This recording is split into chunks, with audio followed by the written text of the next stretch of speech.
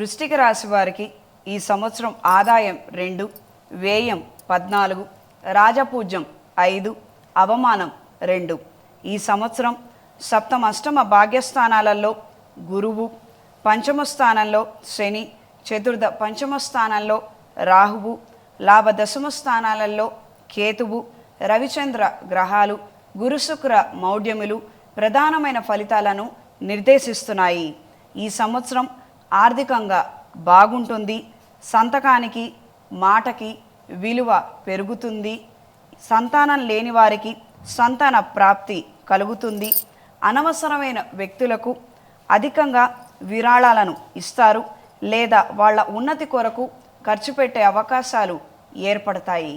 ఈ సంవత్సరం ఈ రాశివారు లక్ష్మీనారాయణ పాశుపత హోమాన్ని జరిపించుకోవాలి. చేతికి కుబేర కంకణాన్ని ధరించాలి.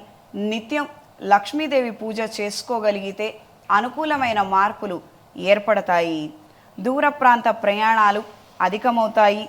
దూర ప్రాంత వ్యాపార వ్యవహారాలు లాభిస్తాయి. మీ ప్రమేయం లేకుండానే కొన్ని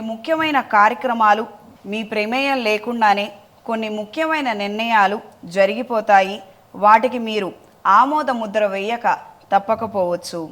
ఈ సంవత్సరం వ్యక్తిగత ప్రాధాన్యత మరింతగా పెరుగుతుంది. ముఖ్యమైన బాధ్యతలు, సమస్యలు సమర్థవంతంగా పరిష్కరించగలుగుతారు.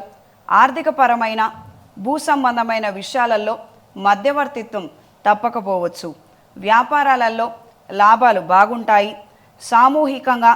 సామాజికంగా జరిగే కొన్ని మార్పులు మీపై పరోక్ష ప్రభావాన్ని చూపిస్తాయి. కాంట్రాక్ట్లు లభిస్తాయి. శారీరక శ్రమ మరింతగా పెరుగుతుంది.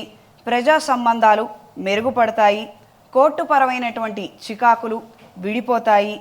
వ్యవహార జ్ఞానం లేని వాళ్లతో సమస్యలు వచ్చి పడతాయి. ఇబ్బందులు ఏర్పడే అవకాశం ఉన్నది.